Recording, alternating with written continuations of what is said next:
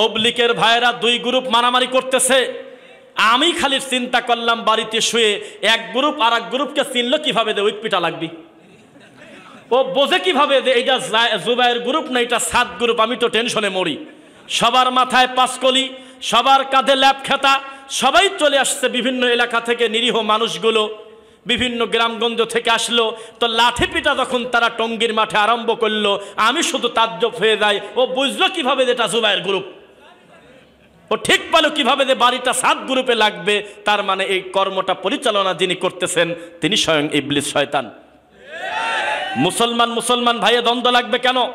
একজন বিদাতি যত বড় পাপ হোক আপনি তাকে মাথায় বাড়ি দিবেন? একটা লোক যত বড়ই অন্যায় করুক না কেন, সে যদি মুসলিম হয় আপনি তার গাড়ি ভাঙবেন, তাকে পিটাবেন? 4টা স্পট ডেট, 4টাকে মেরে ফেলেছে টঙ্গীতে। আর টঙ্গী বাটাকেটের সামনে আমার ভাই গুনেছে 98টা লাঠি সহ এখনো পর্যন্ত স্টিল দাঁড়িয়ে আছে। জুবাইর গ্রুপের আর সাদ গ্রুপের লোক ধরলেই মারবো। এই তো তোমাদের তবলিগ 200 বছরও টিকলো না। আর 1450 বছর আগে যেই জিনিস দিয়ে নবী তবলিগ করতে বলেছে, এখনো পর্যন্ত তার একটা জবরদের কমবেশ করার ক্ষমতা কোনো মায়ের বেটার হইল না। এটা টিকবে না, এটা নিয়মের কথা। ওই যে বিয়ে বাড়িতে দেখবেন মাঝে মধ্যে কিছু কুকুর এমন ভাবে ঘেউ ঘেউ করে মনে হচ্ছে 4টি লোক মরে গেছে। খাওয়া বাদ দিয়ে বাড়িওয়ালারা খাজেনদারিরা গেল যে উনি মরল কিনা, এত বিকট চিৎকার কেন, যা দেখে যে 2 কুকুর মারামারি করতেছে। তো মনে হচ্ছে যে কত বড় দামি জিনিস যেন মাঝখানে আছে, নইলে এত কামড়া কামড়ি করে কেন? একই জাতি ভাই। পরে দেখা গেল যে খুব দামি জিনিস, তার নাম হলো হাড্ডি, এক ফোঁটা মাংসও নাই। হুজুর করছে বিদাত শিরিক, তাবিজ কবদের শিরিক, ওসিলার শিরিক, আখেরি মুনাজাতের বরকতের শিরিক, আকাবির পূজার শিরিক, মাজারের শিরিক, তাবিজ তামারের শিরিক। এত কিছু শিরিক করার পরেও তারা নিজেদেরকে হক দাবি করে। এ তো বিড়াল দেখে ভয় পায়, নাম রাখছে মুজাহিদ। ধর্ম এত সহজ কথা নয়। এই জমিনে একটা দল কিয়ামত পর্যন্ত থাকবে যারা সত্যকে সত্য আর মিথ্যাকে মিথ্যা বলবেই বলবে। ওই হুজুর কোথায় গেল যেই হুজুর তাদেরকে নিরীহ প্রাণী বলছিল? নিরীহ প্রাণী কোনোদিন মানুষ মারতে পারে না। মান কতালা নাফসাম বিগাইরি নাফসিন আও ফাসাদিন ফিল আরদি ফাকান্নামা কতালান নাসা জামিআ। একজন মানুষকে যদি কেউ হত্যা করে, not only Muslim but also, যে কোনো মানুষ হতে পারে, যে কোনো মানুষ যদি আরেকটা মানুষকে বিনা বিচারে হত্যা করে, শরিয়ার নিয়মের বাইরে, একজনকে মারে নাই। আরে তোমরা দেখলে 7 গ্রুপের একটা মরল, আল্লাহর দৃষ্টিতে সূরা মায়েদাতে কতালান নাসা জামিআ, এটা কোরআনের আয়াত। হাফেজ সাহেবরা থাকলে বলেন আমি মিথ্যা বলছি কিনা? কতালান নাসা জামিয়া শব্দের অর্থ একজন মানুষকে যদি কেউ হত্যা করে তাহলে সে যেন গোটা মানবতাকে হত্যা করল। ওয়ামান আহইয়াহা ফাকান্নামা আহইয়ান নাসা জামিআ। একজন বিপদগ্রস্ত ভাইকে যদি কেউ বাঁচিয়ে দেয়, আহইয়ান নাসা জামিআ, সে যেন মাটির উপরে সব মানুষকে বাঁচিয়ে দিয়েছে। সুবহানাল্লাহ। কি করে মানুষ হত্যা করতে পারেন? আমরা না হয় এই সাদাতপুর বসে জুবাইর গ্রুপের লোকদের প্রেসার দিয়ে জান্নাতে ঢোকা দিলাম তো নাকি? লাগতেছে 4 জন শহীদ হয়েছে। আল্লাহর কসম নবী বলতেছে যে হত্যাকারী এবং যে মরে গেছে 2 জনই জাহান্নামী। এক মুসলমান যদি আরেক মুসলমানকে হত্যা করে, যিনি হত্যা করলো, যাকে হত্যা করলো, কিলাহুমা ফিন্নার, উভয় জাহান্নামী। বানায় বললাম নাকি? কিলাহুমা ফিন্নার। যেই লোকটা হত্যা করলো কাতেল অথবা মুকাতিল, যাকে হত্যা করা হলো, কিলাহুমা ফিন্নার, 2 জনই জাহান্নামে থাকবে। আর পেপারে চলে আসলো তবলিগ জামাতের 4 জন শহীদ হইল। কোন গ্রুপে মরলে শহীদ হয়? এটা কি জুবাইরের শহীদ নাকি সাদের শহীদ? স্মরণ রাখবেন, শহীদ বলতে আর কনফার্ম জান্নাতি বলতে ওহি লাগে। কি লাগে? এক জুকার হুজুর আমার বিরুদ্ধে কিছু জায়গা বক্তব্য দিছিল কিছুদিন আগে। নাম বলেন না, আমি বলছিলাম বলেন না। এমনভাবে আমার বিরোধিতা করলো, কয়েকদিন লোকজন আমাকে সেই গালি ফোন করে বলতো, তুই অমুক জায়গায় আয় খালি একবার, তুই আমাদের চট্টগ্রামে আয়, খুব গালি। আমার অপরাধ কি? কয়েদে তুই জান্নাতি আর শহীদ বললি না কি কামে? তখন আমি তাকে বললাম, ভাই সারাটা জীবন পলিটিক্যাল শহীদ আর আল্লাহর ইসলামের শহীদ সারাটা জীবনই আলাদা ছিল। ইসলামিক শহীদ আর ইসলামিক জান্নাহ হলো নবীর মুখ দিয়ে বের হতে হবে, এটা ওহী লাগবে। আল্লাহর নবীর মুখামুখি একটা লোক আসার আগে তিনি বললেন, কিছু সময়ের ভিতরে একটা লোক আসবে, তিনি আল্লাহর জান্নাতে যাবে। বলেন সুবহানাল্লাহ। তো আব্দুল্লাহ বিন আমর আর আনাস বিন মালিক এই দুইজন বলতেছে কে এসে দেখবো। হঠাৎ করে এই কথা নেই, কথা নেই, কথা নেই, নীরব ভাই, কথা বলেন না, কথা বলেন না, কথা বলেন না। কেউ মরে গেলে জানাজা পরে, কোনো অসুবিধা নেই। বলতেছে যে আমরা দেখবো নবী কাকে জান্নাতি মানুষ বললো। হঠাৎ করে দেখা গেল যে দাড়ি বেয়ে বেয়ে টপ টপ করে পানি পরে, ওজুর পানি আর পায়ের জুতা হাতে করে নিয়ে আসতেছে মসজিদে। তখন আমরা কিছু বললাম না যে নবী বলছে জান্নাতি, আমার সমস্যা কি। কিছু সময় পরে তিনি সালাত আদায় করে চলে গেলেন। আবার দ্বিতীয় দিন বললেন কিছু সময়ের ভিতরে একজন মানুষ আসবে, তিনি যাবে আল্লাহর জান্নাতে। আমরা দেখলাম একই লোক। 3 নম্বর দিন নবী একই কথা বললেন। আমরা বললাম যে ব্যাপারটা কি। একই লোক 3 দিন বললেন নবী জান্নাতি, এই লোকটার আমলটাকে আমি দেখব। আব্দুল্লাহ বিন আমর বলতেছে আমি আমার এই 2 চোখ দিয়ে দেখব তার বিশেষ আমলটা কি। আমি তার বাড়িতে মেহমান হব একদিন। অফি রাওয়ায়াতিন, অন্য বর্ণনায় আছে আমি তার মেহমান হব 3 দিন।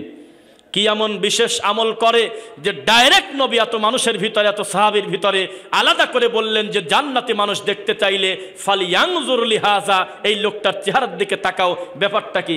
বাড়ি চলে গেছে, 3 দিন ছিল, আমল খুঁজে পায় নাই। চলে আসতেছে, পিছন থেকে ডাক দিয়ে বলে আমল কিছু পাও নাই?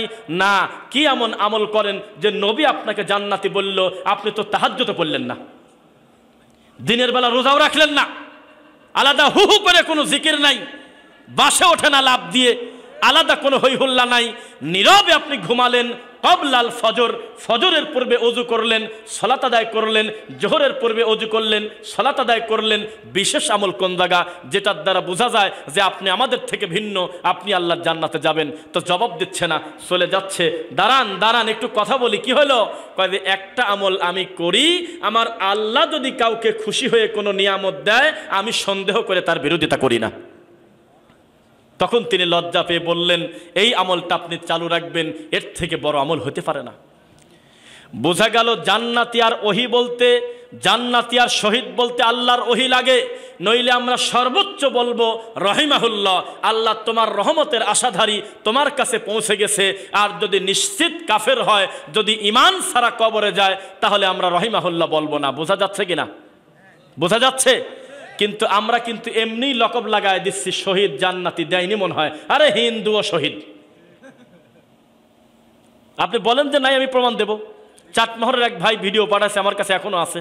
একটা দেওয়ালে লেখা আছে শহীদ গৌর কি যেন নাম, দেওয়ালে আছে। এই তো দুনিয়া। যেই হুজুর আহলে হাদিসদেরকে ব্যঙ্গ করে কয়েকদিন আগে বলেছিল আহলে খবিশ, যেই লোকটা একটা মানুষের নাম বিকৃতি করে আলেম ওলামাকে ঠাট্টা মস্কারা করলো, সেই হুজুরকে আল্লাহ গোটা জাতির সামনে একেবারে শেষ করে দিলেন। এখন সে আল্লাহর নাম নিয়ে মহিলা মানুষের দিক টাকা থাকতে বলে। ইতিহাস বড় কঠিন। ব্যক্তিকে কষ্ট দিলে কষ্ট তাকে দেওয়া হয়, আল্লাহর দিন নিয়ে ঠাট্টা করলে স্বয়ং আল্লাহর আরশে আঘাতটা লাগে। ঠিক কিনা? আমি এখন যে কথা বলবো সবাই একটু খেয়াল করেন। শিরক এমন একটা পাপ, যেই পাপের কথা বেদাতিরাও বলে, হানাফি বলে, মালিকি বলে, শাফি বলে, হাম্বলি বলে, বলেন রহিমাহুল্লাহ। প্রত্যেক দিনের নামে নতুনত্বই হলো বিদআ, ওয়া কুল্লা বিদআতিন দালালা, প্রত্যেক বেদাতি হলো গোমরাহি, ওয়া কুল্লা দালালাতিন ফিন্নার, প্রত্যেকটা বেদাতের চূড়ান্ত ফল হলো জাহান্নাম। চুরি করেছে ভিন্ন কথা, জাহান্নামের কথা প্রথমে আসেনি, আগে বলছে হাত কেটে দাও। জেনা করেছে ভিন্ন কথা, জাহান্নামে যেতেও পারে নাও পারে, আল্লাহর ইচ্ছা। যেহেতু লোকটা এখনো জীবিত, তাহলে এক কাজ করো, 2 জনকে বুক পর্যন্ত মাটির ভিতরে গাড়ি আগে মারি ফেলো, ফয়সালা উপরে ছেড়ে দাও, তুমি মারিয়ে দাও, বাঁচার সুযোগ নাই, তওবা যতই পড়ুক। তবে যদি অবিবাহিত হয় একটু ছাড় আছে, 100 লাঠি পিটায়ে 1 বছরের জন্য এলাকা থেকে বের করে দাও। কিন্তু বিদআত এমন একটা পাপ, যেই পাপের শাস্তি শুরুই হয়েছে জাহান্নামের কথা দিয়ে। শিরিক এমন একটা পাপ, যেই পাপের বর্ণনা আপনাকে বোঝানোর আগে আল্লাহ তার নবীকে বলতেছে লা ইন আশরাকতা লা ইয়াহবাতান্না আমালুক। হ্যাঁ নবী, ওদের কথা বাদ দেন, আপনি নবীও যদি শিরক করেন আমি আপনার আমল বাতিল করে দেব। আপনি মনে করেন না যে করা কথা বলি জন্য মানুষ ভয়তে আমাদেরকে দাওয়াত দেয় না, আরো ওই ভয়ের জায়গা বেশি করে নিয়ে যায়। গতকালকে বক্তব্য দিছি ঘোড়া পালনের মাজার শরীফ, এখনো ভিডিও আছে, এখনো পোস্টার আছে। ঘোড়া পালনের মাজার শরীফ রাজবাড়ী চন্দন ইউনিয়ন, আমি যেখানে বক্তব্য দিচ্ছি তার 150 মিটার ফাঁকে একটা ঠাকুরের মাজার, 2 তলা গম্বুজ। আপনি কি মনে করেছেন এই জাতি এখন সত্য মিথ্যা আল্লাহর রহমতে বুঝতেছে না? কম বেশি না বুঝলে তো পিঠের চামড়া তুলে দেওয়ার কথা। আমাদের মাজারের খাদেমও মাহফিলে ছিল, পুরো বক্তব্য আমরা দিলাম। তা আমার মনে মনে ধারণা হলো, আচ্ছা অপরিচিত একটা বক্তা প্রধান বক্তা করলো, ব্যাপারটা কি? পরে শুনি যে আখেরি মুনাজাত মারার জন্যই, মানে পাবলিককে একটা পাগল বুঝ দেওয়ার জন্য মূল বক্তা আব্বা আমিই দেবো, কিন্তু আমার পরে একটু মিলাদ পরি মোনাজাত করবি, নইলে নাকি এলাকা থেকে আগুন ধরে যাবে। তো আশা করতেছি আমরা যিনি তাবিজের ব্যবসা করেন, ইনশাআল্লাহ আশাবাদী আমরা, তিনি নিজেও জানেন যে তাবিজ নেওয়াটা শিরক। যেই লোকটা মিলাদ পড়ে খায়, আমার ধারণা 98% মিলাদের বক্তা নিজেও জানে আমার এই কর্মটা আসলে ভালো না। যেই লোকটা মানুষের বাড়িতে কুলখানি করে খায়, আমার ধারণা উনি নিজেও জানে এই কর্মটা নবীর সুন্নাতে নাই, এটা তিনি জানেন। তবে এখন শুধু পাবলিককে প্রস্তুত করা, ইনশাল্লাহ বিদাত পালানোর পথ পাবে না ইনশাল্লাহ। এই সমাজ থেকে শিরিক দূর হবে। এই সমাজ থেকে যেভাবে প্রথম রুটি বানিয়ে চালে রেখে দিয়েছে, আমাদের 2 চোখ দিয়ে দেখেছি রুটিটা কাউকে দেয় নাই, একটা রুটি চালে রেখে দিয়েছে, আমরা দেখছি। এখন সেটা আছে? আমরা নিজেরা 2 চোখ দিয়ে দেখেছি বাচ্চা ডেলিভারি দেওয়ার পরে 40 দিন পর্যন্ত আমাদের পাবনাতে বলে হলো 80 ঘর। কি বল? যদিও আপনারা আমাদের থেকে ভিন্ন, এ কথা আমরা জীবনে মনে করি না, আগেও একসাথে, এখন আমরা একই মনে করি। প্রায় ভাষা এক, কর্ম এক, জায়গা এক, শুধুমাত্র একটা এরিয়া ভাগ করা হয়েছে, এটা দুনিয়াবি ব্যাপার।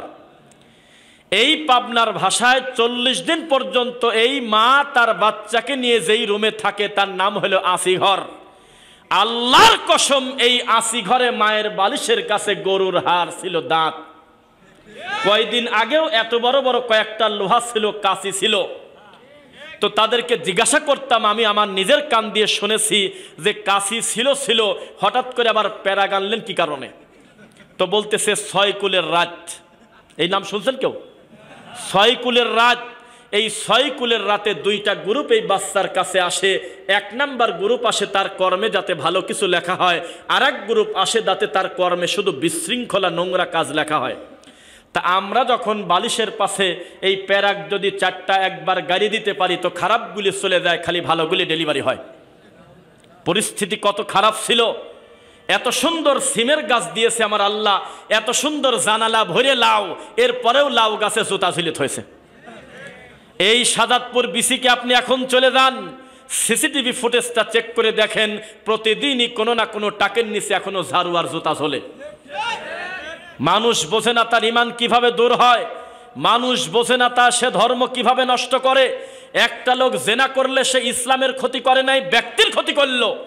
একটা লোক ডাকাতি করলে সে তার ব্যক্তির ক্ষতি করেছে, ইমানের, গোটা সমাজের ধর্ম নষ্ট করে নাই।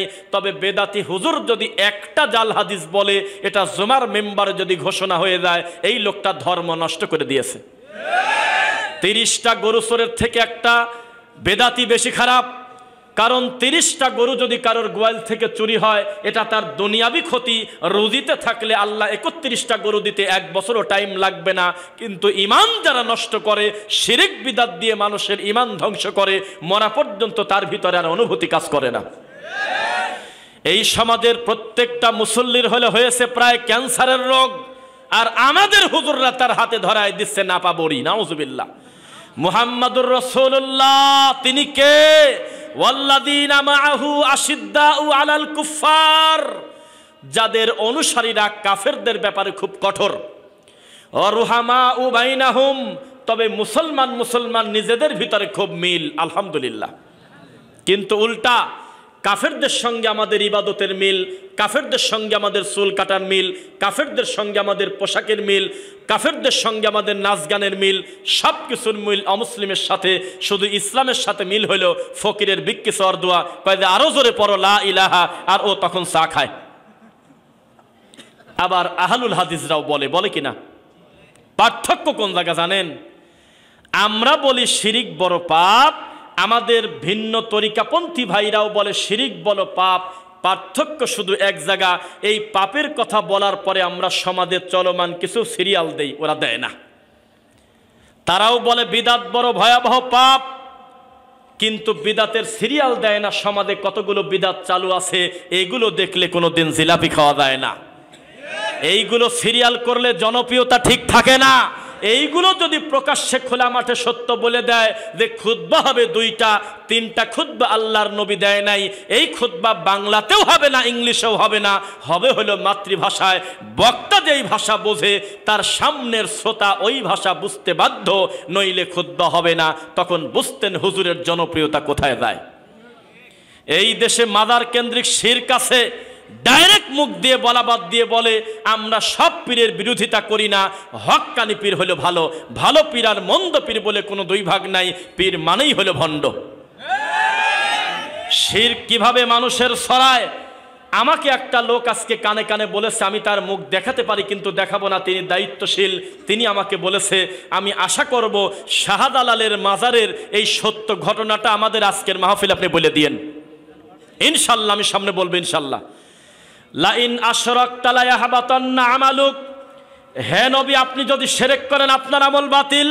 ওয়ালাউ আশরাকু লাহাবিতা আনহুম মা কানু ইয়ামালুন, তারাও যদি শিরক করে তাদের আমল বাতিল হবে।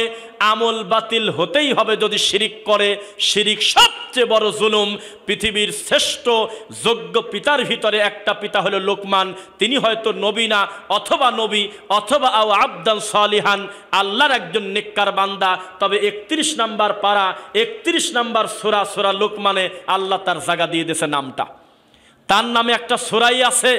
আদর্শ পিতা আর সন্তানের কথা হচ্ছে, প্রথম ডাকটা দিয়েছে ইয়া বুনাইয়া, হে আমার কলিজার টুকরা সন্তান, হে বৎস, হে ছেলে, লা তুশরিক বিল্লাহ, খবরদার আল্লাহর সাথে শিরিক করবে না। ইন্না শিরকা লা যুলমুন আযীম, নিশ্চয় শিরকই হলো পৃথিবীর সবচেয়ে বড় জুলুম। আল্লাহ তোমাকে সৃষ্টি করেছে অথচ তুমি আল্লাহর সাথে শিরিক করলে। শিরিক আছে কিনা সমাজে? তাবিজ কুমার আছে কিনা দেশে? এগুলো কোনো ব্রাহ্মণ দেয় না, দেয় হলো মসজিদের হুজুর। এই জর্দাখোর হুজুর যদি জর্দা ত্যাগ না করে বিড়িখোর সমাজ থেকে উঠবে না। উনি জানে না যেই তামাক থেকে হুজুরের জর্দা তৈরি হয় একই তামাক থেকে সিগারেট গুল হচ্ছে, এরপরে হুজুর খাচ্ছে, নাম দিচ্ছে মাকরু, আর সিগারেটওয়ালাদের বলতেছে হারাম। বৈষম্য বিরোধী আন্দোলন আবার হতে হবে শিরক বিদআতের বিরুদ্ধে ইনশাআল্লাহ।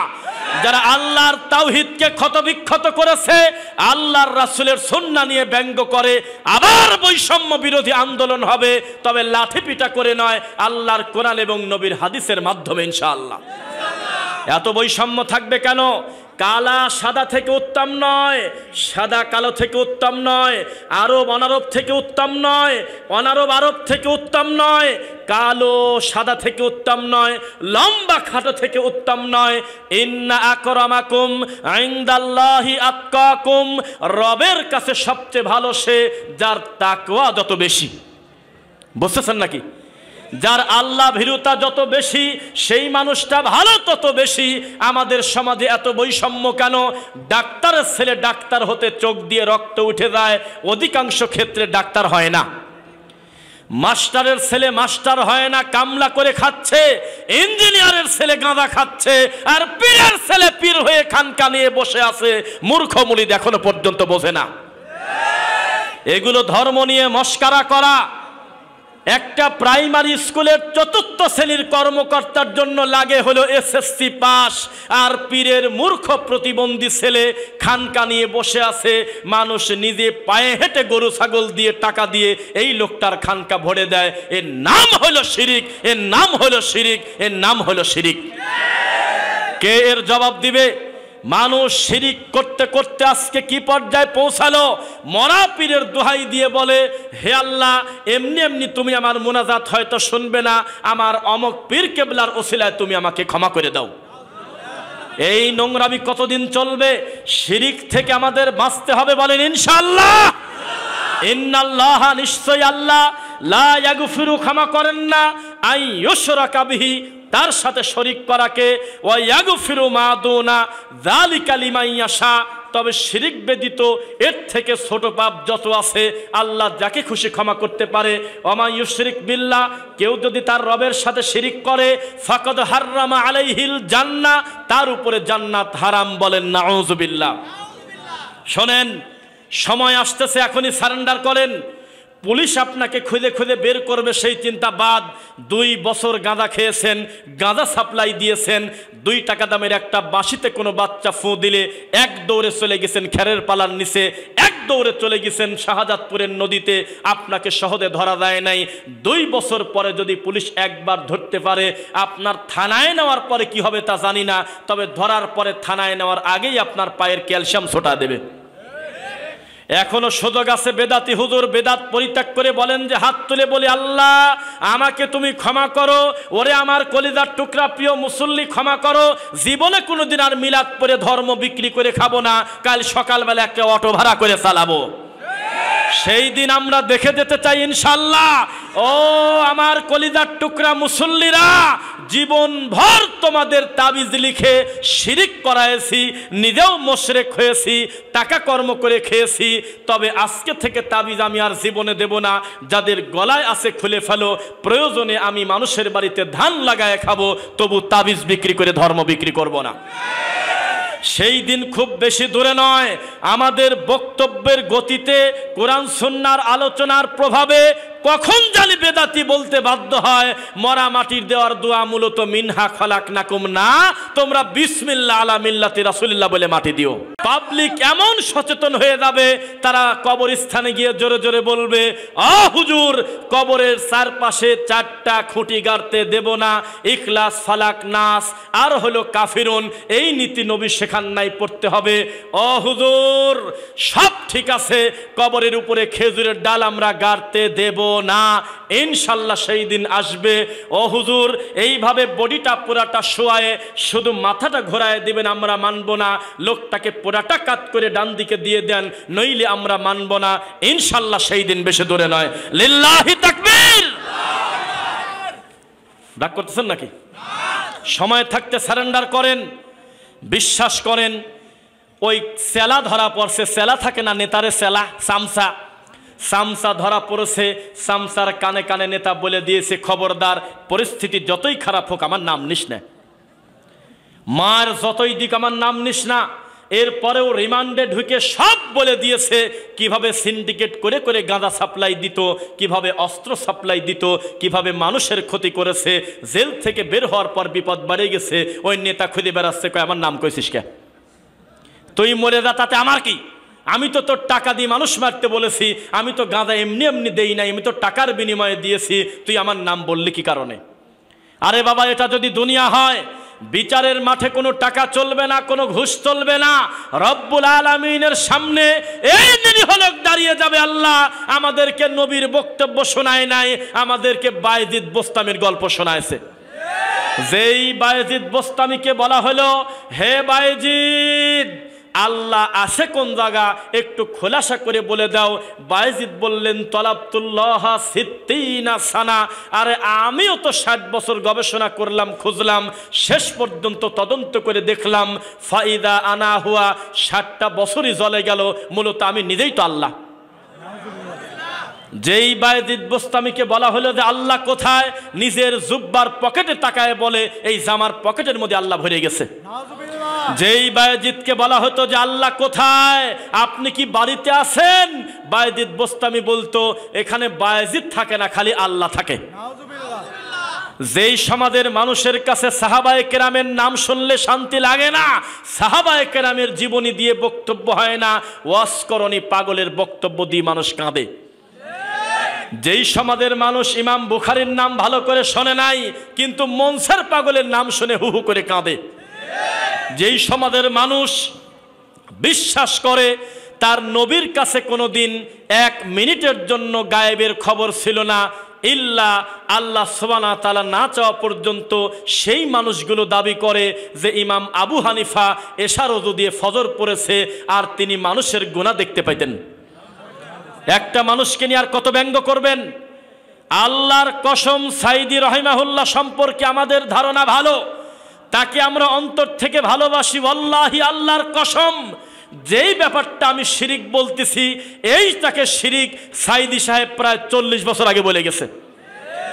আমি আজকে যেই শবে বরাতকে বিদাত বলতেছি, প্রায় 35 বছর আগে দেলোয়ার হোসেন সাইদি রহিমাহুল্লাহ এটাকে বেদাত বলে গেছে। আর আছে 5 মিনিট, আর আছে 10 মিনিট, আর আছে 15 মিনিট, তাড়াতাড়ি ওঠেন, সাহারি রান্না করেন, সাহারির টাইম হয়ে গেছে, এটা বলা যাবে না। আল্লাহর ঘরে ডাইরেক্ট আল্লাহর নামের ধ্বনি আজান হবে। এই কথা প্রায় 40 বছর আগে সাইদি সাহেব বলে গেছে। এই সমাজের মানুষ কত বড় নিমক হারাম! এই সমাজের মানুষকে গত 35 বছর আগে সিলেটের মাটিতে মাওলানা দেলোয়ার হোসেন সাইদি রহিমাহুল্লাহ বলেছিল, তাবিজ এখনই ছিঁড়ে ফেলেন, বালা এখনই খুলে ফেলেন, খুলে এগুলো বঙ্গোপনদীর সাগরে ফেলায় দেন। সাইদি সাহেবকে প্রশ্ন করা হলো, নামাজের পরে একযোগে সম্মিলিত মোনাজাত যেটা আমাদের সমাজে আছে, এটা নাকি করা যাবে না, আপনি কি বলেন?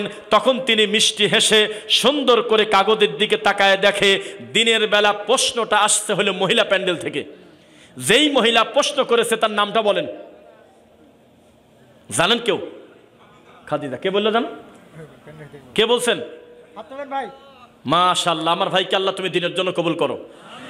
ইউটিউবে এখনো বক্তব্য মজুদ আছে। তিনি প্রশ্ন ধরে কি সুন্দর মিষ্টি হেসে বললেন, বাহ, মা বোনদের ভিতর থেকে তো খুব ভালো ভালো প্রশ্ন আসে, জীবন ভালো কথা বলেছেন। নামাজের পরে একযোগে ইমাম মুসল্লি মিলে যে মোনাজাতটা করি, আসলে নবী করে নাই, সাহাবায়ে কেরাম করে নাই। কোথায় ছিলে এতদিন? সত্য স্বীকার করতে লজ্জা কিসের? এত বড় মানুষ যদি বলতে পারে আমি আগে কিয়াম করেছি, মিলাদ পড়েছি, আমি সাইদি, পরবর্তীতে বুঝতে পারলাম যে কর্মটা বিদাত, আমি পরিত্যাগ করে দিলাম, তার সম্মানের ক্ষতি হয় না। তুমি কোথাকার জোকার? তোমার হুজুর কথা বললে মুরগিও শোনে না, আর তিনি বক্তব্য দিলে লক্ষ লক্ষ মানুষ তার সামনে বক্তব্য শুনতো, হাজার হাজার মানুষ তার হাতে কালেমা পড়ে মুসলমান হইল। এই লোকটা মরার আগে ডাইরেক্ট বলে গেছে আল্লাহ উপরে থাকে, আল্লাহ কোনোদিন মানুষের কলবে থাকে না। হুজুর কেন স্বীকার করে না? তার মানে জেনে শুনে শয়তান তার চোখে পেশাব করে দিয়েছে। হুজুর হলো লালন ফকিরের মতো, যেই লোকটা নিজেকে মুসলমানও কয় না, হিন্দু কয় না। তোমরা কেহ জানো না লালন কি জাতে সংসারে? আমরা জানি লালন একটা বেজাত, অজাত, কুজাত।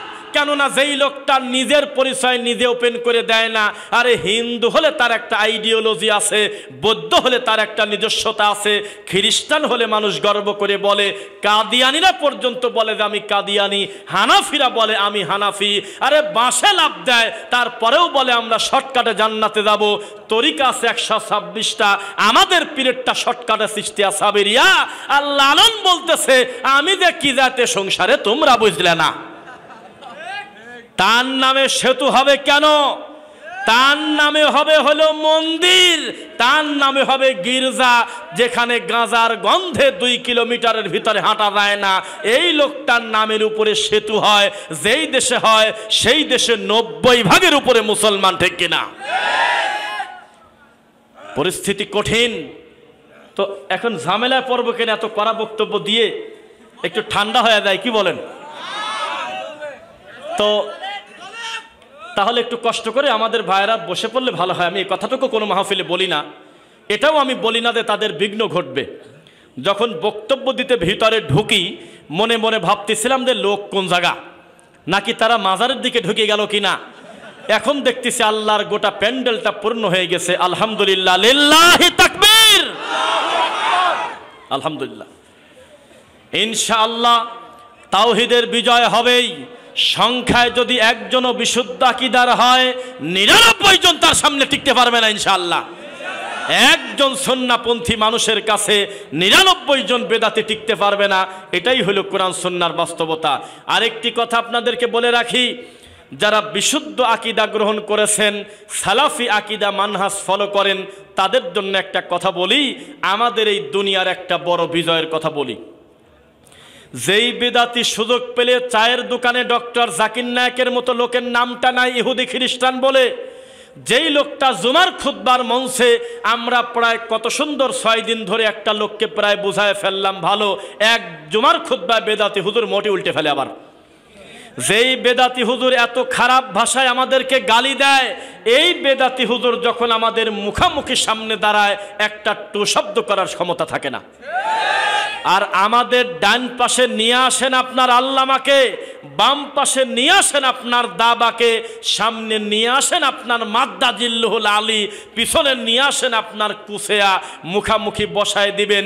আমি আমার বক্তব্য যদি 1 ইঞ্চি নরম করে বলি, আমি জীবনে মুখ দেখাবো না।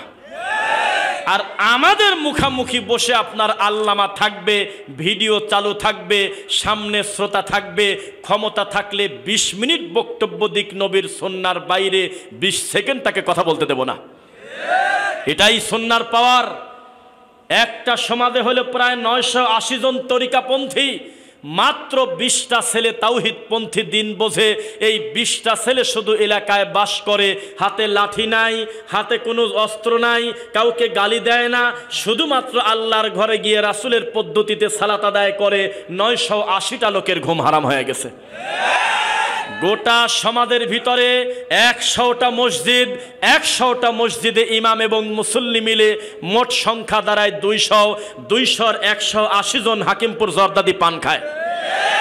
এই 200-র ভিতরে প্রায় 150টা হুজুর তাবিদের ব্যাপারী। এই 200-র ভিতরে প্রায় 100-র উপরে তারা মরা মানুষের বাড়িতে শকুনের মতো যায় কুলখানি খায়। ওই 200 হুজুরের ভিতরে প্রায় 100-র উপরে হুজুর ডাইরেক্ট সুন্নাহ বিরোধী। এত কিছুর পরেও একটা মাত্র হুজুর খালি মুখ দিয়ে বলেছে, আল্লাহর নবী সাল্লাল্লাহু আলাইহি ওয়াসাল্লাম বলেছেন, যেই কর্মটা শরীয়তে ইতিপূর্বে ছিল না, দিনের নামে যদি কেটা নেকি মনে করে সেটার নাম হলো বিদাত। মিলাদ পড়া যাবে না, কারণ তার কোনো আসল নাই, কাগজ নাই, খাজনা খারিজ নাই, তার কোনো রিয়েস পর্সা নাই, এসে নাই, কোনো খতিয়ান নাই, এটা বিদাত। এ কথা বলার সাথে সাথে প্রায় 199টা হুজুর রাতে ঘুমাতে পারে না। এটাই হলো সুন্নাতের পাওয়ার। অথচ 200 হুজুর যদি একযোগে আল্লাহর ঘরে মেম্বারে দাঁড়িয়ে বলতো, আজকে থেকে ঘোষণা দিলাম, কোনো মায়ের বেটা যদি কোনো খানকায় যায়, কোনো মাজারে গিয়ে যদি শিরক করে, তার জানাজা আমরা দেব না, দেখতেন সমাজ ভালো হয়ে যেত। হুজুররা আমাদেরকে বলে আমরা কঠোর কথা বলি। ও হুজুর, তোমাদের আর আমাদের কিছু মীমাংসিত বিষয়ে বক্তব্য দেই, যেই যেই বিষয়ে মতানক্য নাই, এই বিষয়ে কয়েকটা টাচ করে প্রমাণ করব। বেদাতি মানেই হলো জলাতঙ্ক রোগী। প্রমাণ ঘড়ি আছে, বাটন ফোন দেন। ঠিক আছে, প্রমাণ দেব কিভাবে দেখেন। কি যেন বলতে গেলাম, ভুলে গেলাম।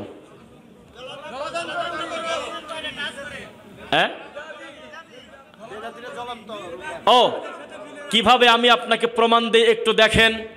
একজন বিদাতি বিদাত করে, একজন শিরিককারী শিরিক করে, অথচ আমাদের প্রতি অভিযোগ দেয় যে আমরা নাকি বিতর্কিত বক্তব্য দেই। আজকে এই মাঠে প্রমাণ করে দেব তারা অভিনয় করতেছে, মূলত শয়তানি করতেছে। দলিল, মাজারে সেজদা দেওয়া যে শিরিক হারাম, এ ব্যাপারে কিন্তু হানাফি আহলে হাদিস একমত। কথা বলে না? মাজারে সেজদা দেওয়াটা যে শিরিক, এটা কি সবাই একমত কিনা? তো আহলে হাদিসরা শুধু এই কথা বেশি বেশি বলে কেন? তুমি কোন জায়গায় থাকো? নেশাদার দ্রব্য পান করা যে শিরিক হারাম, এটা যে মূর্তি পূজারীর মতো হবে, মুদমিনুল খামরি কাআবিদি ওয়াসান, এ ব্যাপারে সব ইমাম একমত। তাহলে এর বিরোধিতা শুধু আমরা করি কেন? তুমি কোন জায়গায় থাকো? মাজারওয়ালার কাছে কোনো কিছু চাইলে শিরিক হয়। এমনকি আল্লাহর রাসূলের কাছেও যদি কেউ বলে আমার একটা ছেলে দেন অথবা আমার জীবনের গুনাহ ক্ষমা করেন, সে আবু জেহেলের মতো মুশরিক। এত বড় মীমাংসিত বিষয় শুধু আমরা বক্তব্য দেই কেন? তুমিও বলো, আমিও বলি, একসঙ্গে সব হুজুর যদি বলতাম, ইনশাল্লাহ মাজার খালি হয়ে যেত, গাঁজাখোররা টিকতে পারতো না। আজকেই যদি গাঁজাখোররা রাস্তায় বের হয় যে ঠিক মতো গাঁজা সাপ্লাই পাচ্ছি না, এই মাজারে আমরা আর থাকবো না, দেখবেন মাজারে কুকুর তাড়ানোর মতো লোক খুঁজে পাওয়া যাচ্ছে না। আজকেই যদি ঘোষণা হয়ে যায় এই মাজারে পুলিশ রেড হবে, মেয়ে ছেলে ফেলে যদি একসঙ্গে ধরা পড়ে, আর কোনো গাঁজাখোর যদি একটা সেকেন্ডের জন্য গাঁজাতে টান দেয়, ধরে পিটাতে পিটাতে থানায় নিয়ে যাব, মাজারগুলো জনশূন্যে ভুগে একেবারে আফ্রিকার জঙ্গলের মতো হয়ে যেত। এই মাজার হলো নিরাপদে গাঁজা খাওয়ার জায়গা, কোনো পুলিশ রেড নাই। এটা একটা আশ্চর্য নিরাপদ শয়তানি। পুলিশও দূর থেকে পাহারা দিচ্ছে যাতে গাঁজা খাওয়া যাতে ডিস্টার্ব না হয়। কোনো বাপের বেটার এই ক্ষমতা এখনো হয় নাই লালন ফকিরের আকড়ায় গিয়ে গাঁদাখোরদেরকে একটা কটু কথা বলে জান নিয়ে ফেরত আসে, সঙ্গে সঙ্গে পুলিশ গিয়ে তাকেই ধরে পিটাবে। তুই এখানে ঢুকলি কি কামে? তুই জানিস না এটা হলো মুসলমানদের অফিসিয়াল গাঁদা খাওয়ার জায়গা? তুই এখানে আসলি কি কামে? তুই মসজিদে যা, তুই তো জানিস এখানে গাঁজা চলে, তোর অসুবিধা কোন জায়গা? এরপরেও এই নোংরা লোকের নামে সেতু হবে, এই নোংরা লোকের নামে বই থাকবে, এই নোংরা লোকের নামে রাজশাহী সাদাতপুরে বিশাল বড় ব্যানার থাকবে, তার নামে মূর্তি হবে। এটাই হলো বাংলাদেশ। শোনেন, টাকা দরকার জীবিত মানুষের, মরা মানুষের কবরে যদি একটা টাকাও যদি দান করার পরিবেশ থাকে, ওই মাজারটাতে ভণ্ডামি মাজার, এটা প্রমাণ করার জন্য আর কিছু লাগবে না। আমাকে আবার যেহেতু বলতে বলা হয়েছে, আমি শাহজালাল রাহিমাহুল্লাহ এই সম্মানী মানুষটার মাজারে গিয়ে কি কি দেখেছি সেটাকে শুনবেন। যেহেতু সবাই ছিলেন না, কোভিড-19 চলে, 2020-এর শেষের দিকে আমি গেলাম ফেন্সুগঞ্জ মল্লিকপুরে জুমার খুতবা, আগের রাত্রি সেখানে ঘুমিয়ে থেকে ফজরের সালাত পড়ে কাউকে না জানিয়ে মুখে মাস্ক পরে ভালোভাবে মুখটুক ঢেকে আমি তখন চলে গেলাম, কারণ খোলামেলা গেলে পরিস্থিতি খারাপ হতে পারে। তখন আমার ছোট ছোট ক্লিপ অ্যান্টিবায়োটিকের মতো কাম করে, অলরেডি আমাকে কম বেশি দু একজন চেনে। এই ভয়েতে আমি যখন মাজারে ঢুকলাম, আল্লাহর কসম করে বলতেছি, মাজারে ঢোকার পরে আমি জুতা পায়ে দিয়েই আমি লম্বা পথ যাব বলে আমি আশা করলাম, মাঝ পথে আমাকে বলতেছে জুতা খোলো।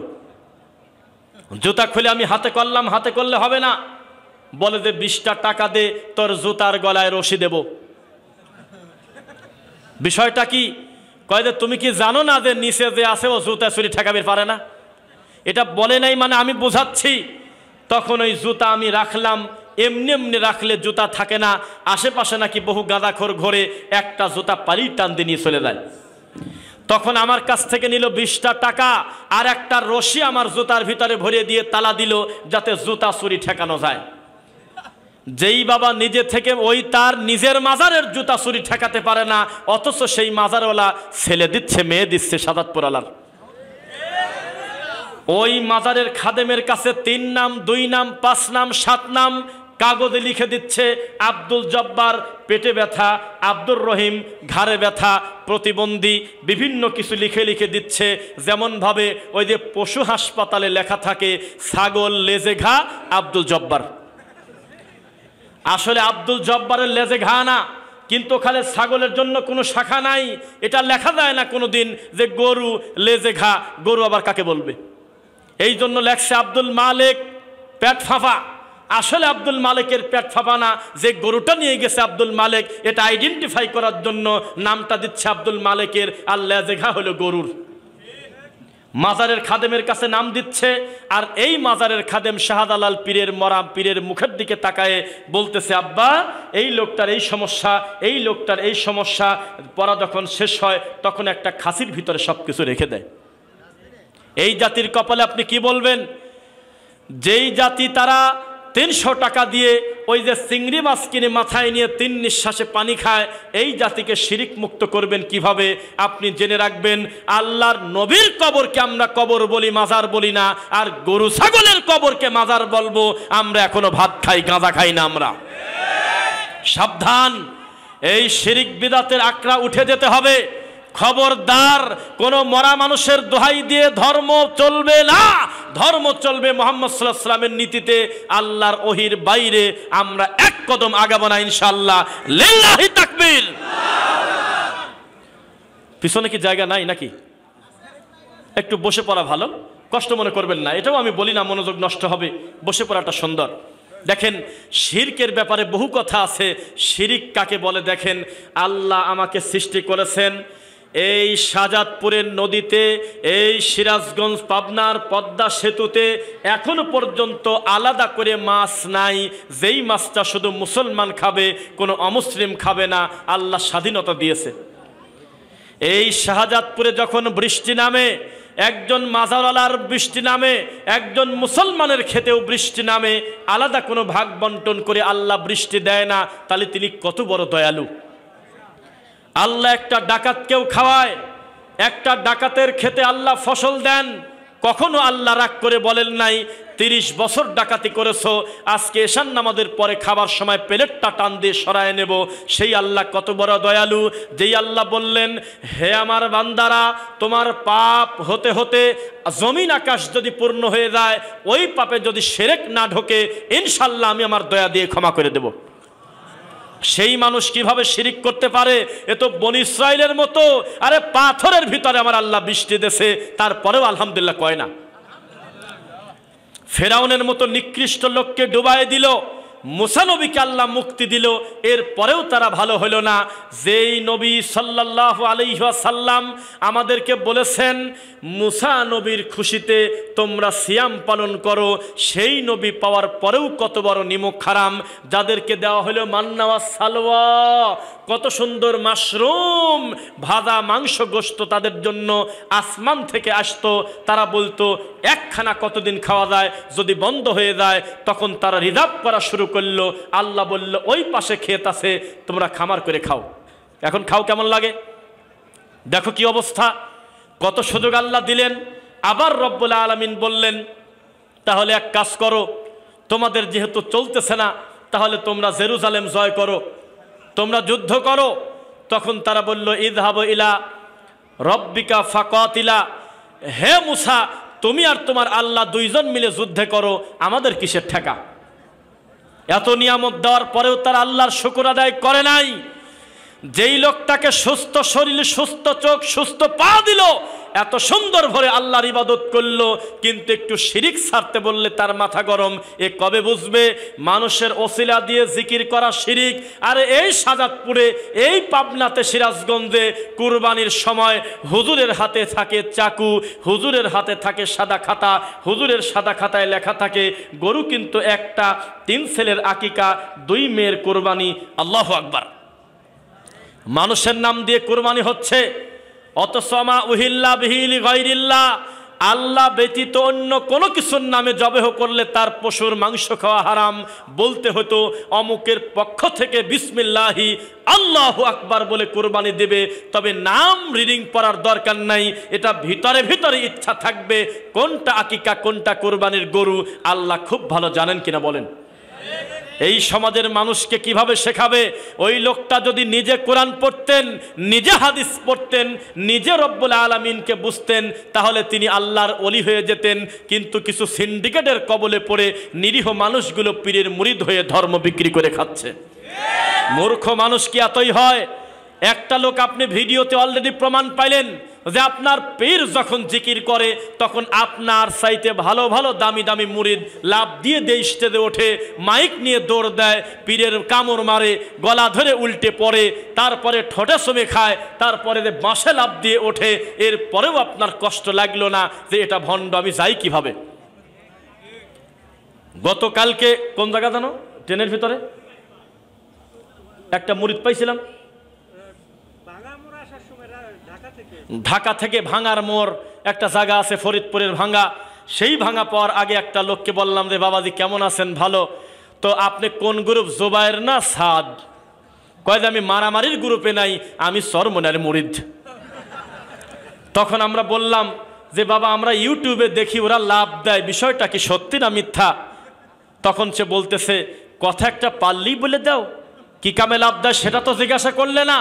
আমরা বললাম এই ব্যাখ্যার জন্যই তো আপনাকে বললাম।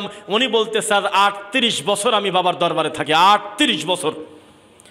তিনি বললেন ওই সময় লাভ দেয় যখন তার ভিতরে এশক উঠে যায়, তখন আগেও লাভ দেয় না, পরেও লাভ দেয় না। তা আমরা বললাম যে আমরা লাভ দেওয়ার বিরোধিতা করি নাই, লাভ টাপ দিলে ফিজিক্যালি স্ট্রং হয়, শরীর ভালো থাকে। একই সঙ্গে যদি তার নাম ইবাদত হয়, আমরাও শুরু করব লাভ দিয়ে শরীর ভালো করব আর ইবাদত করে জান্নাতে চলে যাব। আমি তো সে কথা বলি নাই, আমি শুধু বলতেছি যেই বাসে উঠে লাভ দেয় ওই বাসের গাছ সাথে আছে রড লাইট, একবার রড লাইটের তারে কামড় দেয় না কি কামে?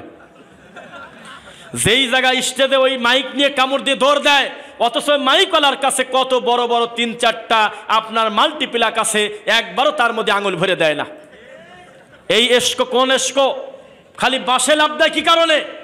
লাভ দিতে দিতে দিতে দিতে লোকটা বুঝবে না যে কোনটা কালো তার কোনটা লাল তার, 2 তার একসঙ্গে গলার মধ্যে ঢুকে মরে যাবে। আমরা বলবো যে শহীদ হয়ে গেল। এই ঘটনা কবে ঘটবে? তখন সে তার একটাই জবাব, বাবা আল্লাহর ওলিদের নিয়ে কটু মন্তব্য করো না, ধ্বংস হয়ে যাবে। এই তো ওলি, এই তো ওলি। ওলি খুঁজতে খুঁজতে চাঁদপুর, কুমিল্লা চাঁদপুরে মরা মানুষের কবর খুঁজে পাওয়া গেছে হলো কলা গাছ। নাম দিছিল গায়েবী পীরের মাজার। দেখেছেন আপনারা? দেখেছেন? নাম দিয়েছে গায়েবী মাজার। এলাকার লোক বিশ্বাস করলো না যে নিচে আছে কোন মালটা দেখবো। ভালো করে খুঁড়ে দেখে আমান একটা কলা গাছ বাড়াচ্ছে। আল্লাহর কসম, এইটা শুধু ওই জায়গা না, এখনো যদি ফরেন্সিক ল্যাবে হাড়হাড্ডি পাঠানো যায়, আমাদের বিশ্বাস সিলেটের মাটিতে বায়েজিদ বোস্তামি তো দূরের কথা, বাংলাদেশের বর্ডারেই লোকটা জীবনে আসে নাই। এই একই মানুষটার মাজার দিয়ে কত দেশে আছে তার হিসাব নাই। এমনকি শাহজালাল রহমতুল্লাহ আলাইহে আসলেই সিলেটে ওই জায়গা আছে কিনা আমাদের এখনো বিশ্বাস হয় না। এখন আমাদের বিশ্বাস হয় না। পীরের দরবারে বড় একটা নৌকা রাখা, জায়গার নাম হলো কুষ্টিয়া ভেড়ামারার ওই পাশে সোলেমান শাহর মাজার। সেখানে গিয়ে দেখলাম যে একটা নৌকা রাখা। আমরা বললাম নৌকা কেন? বলে এটার উপরেই তো শাহ সুলতান ঠাকুর আসছে। কোথা থেকে রে? কয় যে ইরাক থেকে। অথচ কাদিরহাট থেকে আরিসা জাতি যান ভাড়া যায় 1.5 ঘন্টা 2 ঘন্টা লাগলে, কয় আর কত দূর? আর ওই মাল ইরাক থেকে নাকি নৌকা চালা চলে আইলো, আর যেখানে সেখানে মরে নাই, একটা বড় বট গাছের নিচে মরে গেছে।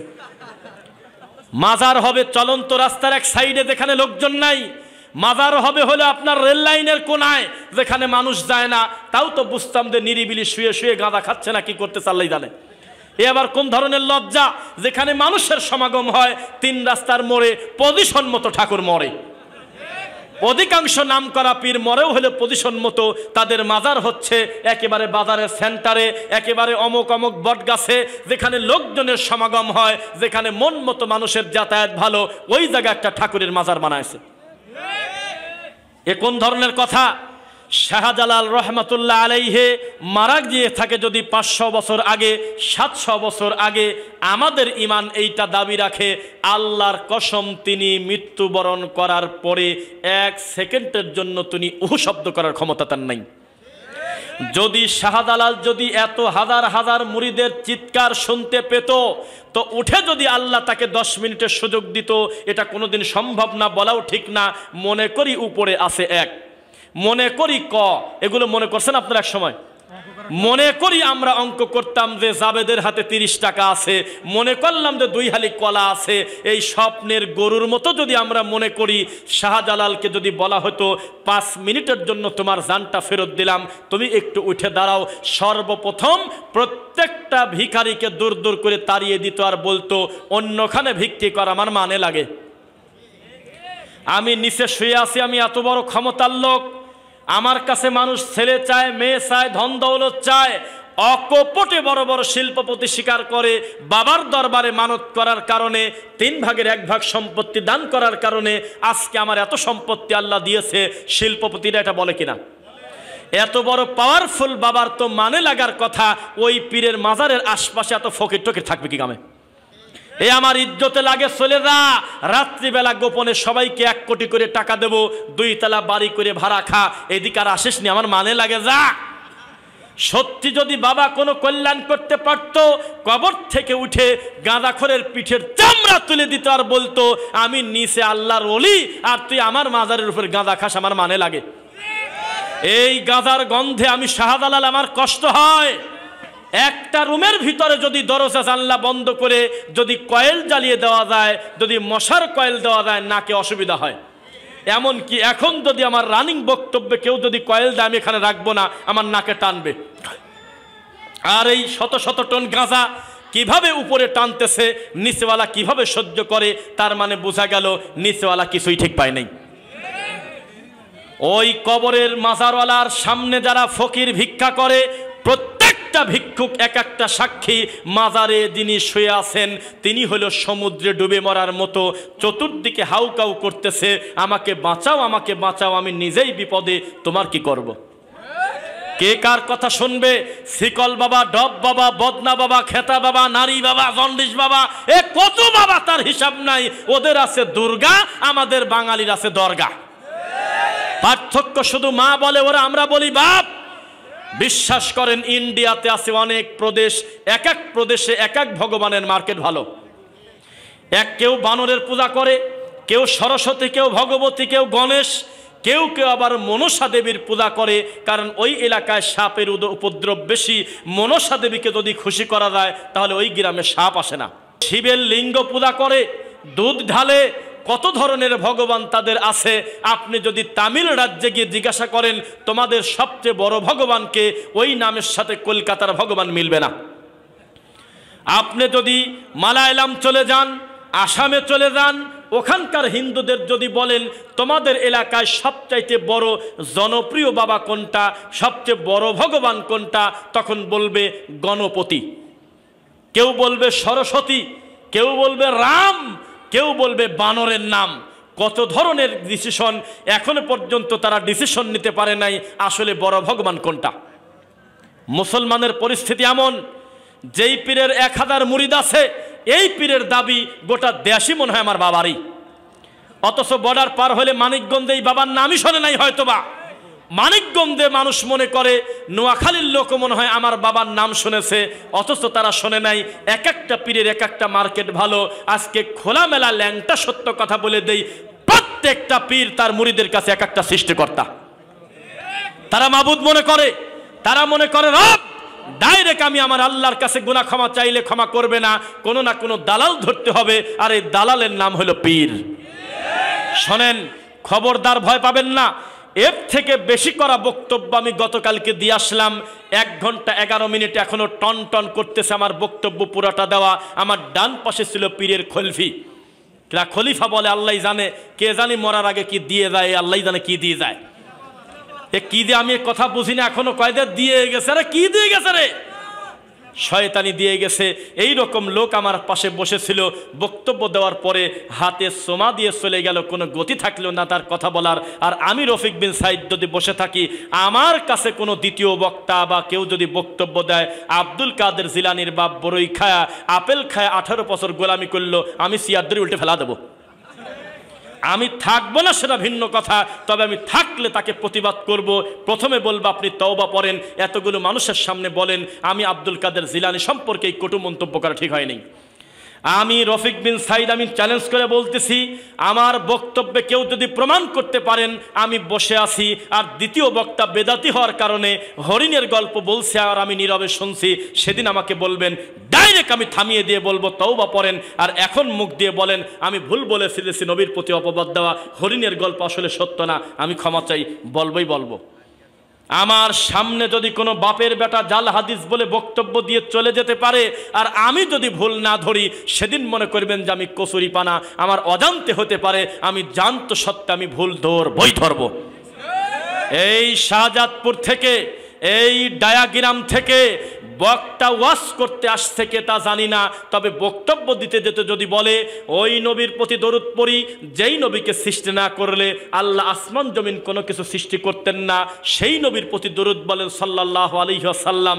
এই কথা বলার পরে আপনি যদি তার বক্তব্য ঠেকাই দিয়ে বলেন হুজুর আমাদের তদন্তে হাদিসটা নবীর হাদিস না চায়নার হাদিস, বেশি দিন টিকবে না, এই হাদিসটা জাল, এটা মদিনা থেকে মক্কা থেকে আসে নাই, আপনি তওবা পড়েন।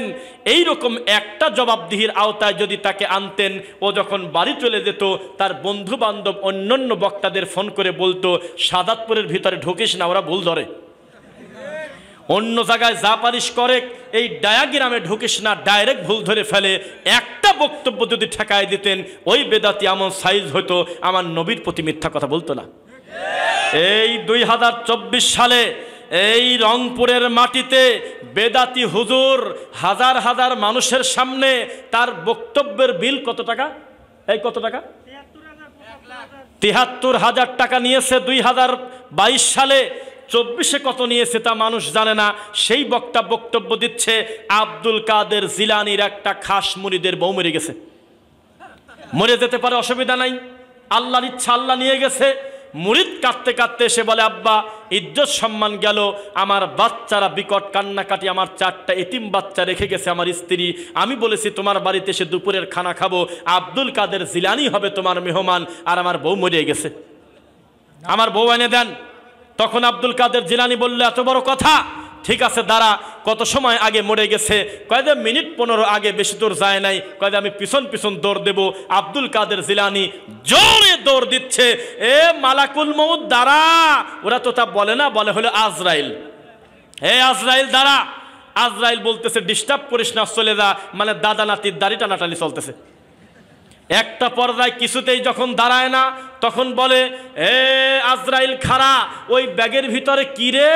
কয় যে আজকে যত মানুষ টাকসাফায় মরে গেছে, যত মানুষ সিরাজগঞ্জের রোডের গোল চত্বরে মরে গেছে, যত মানুষ কাশীনাথপুরে মরে গেছে, যত মানুষ সাত গ্রুপে মরে গেছে, যত মানুষ যেভাবে মরে গেছে, আজকের দিনের সমস্ত রুহু এক জায়গা করে ব্যাগের ভিতরে নিয়ে চলে যাচ্ছে আল্লাহর কাছে। দাঁড়া, আমি সবগুলি চাইনি, খালি আমার মুরিদের বোর রুহুটা ফেরত দিয়ে যা, নইলে আমার নিচে মান থাকে না রে। আজরাইল বলল আমি মানি না, আমি আল্লাহর হুকুম পালন করব। টান দিয়ে উপরে চলে যাচ্ছে, সহ্য করতে না পেরে জোরে করে হাত টানা করে জোরে করে এইভাবে একটা থাবা মারছে, আর ব্যাগে লাগি গোটা ব্যাগই ছিঁড়ে গেছে। নিবিড় গেছিল খালি ওই কাদের ওই মুরিদের বউ। শেষ পর্যন্ত ওর ভিতরে যত রুহু ছিল সব রুহু ছিটে ছিটে পড়ে গেছে। এ পর্যন্ত বললে নয় তো বলতাম, যাক যা বলছে অন্তত রামায়ণের মতো হয়েছে। এমন একটা নোংরা কথা এইবার মুখ দিয়ে বলল। জানেন সেদিনে আব্দুল কাদের জিলানীর আঙুলের থাবা লেগে যারা যারা দুনিয়াতে পড়ে গিয়েছিল, তারাই হয়েছে বাংলাদেশের শাহজালাল, তারাই হয়েছে সিলেটের বায়েজিদ বোস্তামি। পাবলিক বলতেছে আল্লাহু আকবার। এই হলো বাংলাদেশের হুজুর। হুজুর রকেট সরে উড়ে বেড়ায়। হুজুর হলো হিন্দি গান নকল করে বাংলা কয়। হুজুর রানী এলিজাবেথকে নবীর বংশ বলে। ডোনাল্ড ট্রাম্পের নাম হাদিসে খুঁজে পায়। সিলেটে যায় দেখে হুজুর বিড়ি খায়, সভাপতি বিড়ি খায়, সেক্রেটারি বিড়ি খায়, সব কিছু খুঁজে পায়, আকীদা খুঁজে পায় না। ডাইরেক্ট আমাদেরকে কটূক্তি করে ব্যঙ্গ করে আমরা নাকি আকীদা শব্দ বানাইছি, অথচ আকীদাই হলো ফাউন্ডেশন। পৃথিবীতে আকীদার যুদ্ধের চাইতে বড় যুদ্ধই পৃথিবীতে হতে পারে না। কে কার কথার মূল্য দিবে? হুজুরের কোনো অনুভূতি নাই। এতবার মিডিয়াতে আসলো যে হুজুর একটা বিশ্ব সুন্দরীর চেহারার দিকে আল্লাহর নাম নিয়ে তাকাতে বলেছে, ঠিক আছে নাকি? এরপরেও তখন তিনি লাইভ এসে বললেন যে আমার ভুল হয়ে গেছে, আমি ক্ষমা চাই। পরে দেখি যে গাইবান্দার সিদ্দিক সরের মতো ক্ষমা চাইছে। এ কোনো অনুভূতি নাই। আজকেও তার একটা বক্তব্য শুনলাম, তার ভিতরে কোনো অনুশোচনা নাই। বলতেছে আমার বক্তব্য আমি ওইভাবে দেই নেই, তোমরা 1 মিনিট করে খালি কাটি চাও। আমার অন্য কিছু বোঝানোর ছিল। হুজুর শোনো, খারাপ জিনিস দিয়ে উদাহরণ হয় না। ফুটবল খেলা, ক্রিকেট খেলা, গাঁজা খাওয়া, জুয়া খেলা, এই সমস্ত খারাপ জিনিস দিয়ে কোনোদিন উদাহরণ দেওয়া ঠিক না। উদাহরণ দিতে হবে কোরআন দিয়ে, হাদিস দিয়ে। মাসালুল্লাযীনা ইউনফিকুনা আমওয়ালাহুম ফি সাবিলিল্লাহ কামাসালি হাব্বাতিন আমবাতাত সাবআ সানাবিলা ফি কুল্লি সুমবুলাতিন মিআতু হাব্বা। আল্লাহ উদাহরণ দিচ্ছে একটা শস্য দানার বীজ দিয়ে। জমিনে যেটা তোমরা পুরে দিলে সেটা হলো একটা বীজ। কয়দিন পরে বীজ থেকে 10টা 7টা অঙ্কুর বের হয়ে গেল। প্রত্যেক শাখায় 100 করে আল্লাহ দানা দিল, তার মানে 700 দানা হয়ে গেল। তোমরা যদি আল্লাহর উপরে সফর করে দান করো ভালো করে অন্তর থেকে, আল্লাহ এর থেকে বেশি বাড়িয়ে দিতে পারে। আল্লাহ দৃষ্টান্ত দিচ্ছেন অনেক ভালো ভালো, আর হুজুর দৃষ্টান্ত দিচ্ছে ইল্লাল্লাহ বলে লাভ দেই কি কারণে জানিস? তোরা ক্রিকেট খেলা দেখতে দেখতে যখন 6 মারে তখন তোরা লাভ দিয়ে টিভি ভাঙিস কি কামে? সেজন্য আমরা লাভ দেই। হুজুর মাযহাবের দলিল দিচ্ছে, মিথ্যা বললে আপনার থেকে বেশি ভয় পাবো আমি। এতগুলো মিডিয়া নিয়ে রাতারাতি এগুলো শেষ হবে না। আমার কথা যদি মিথ্যা হয় কালকেই আমার পিছনে লাগিয়ে যাবে আর বলবি বানা বানা ওয়াজ করে। পীর সাহেব বলতেছে 4 মাযহাব হক, আহলে হাদিসরা খ্রিস্টানের দালাল বলে। নাউজুবিল্লাহ।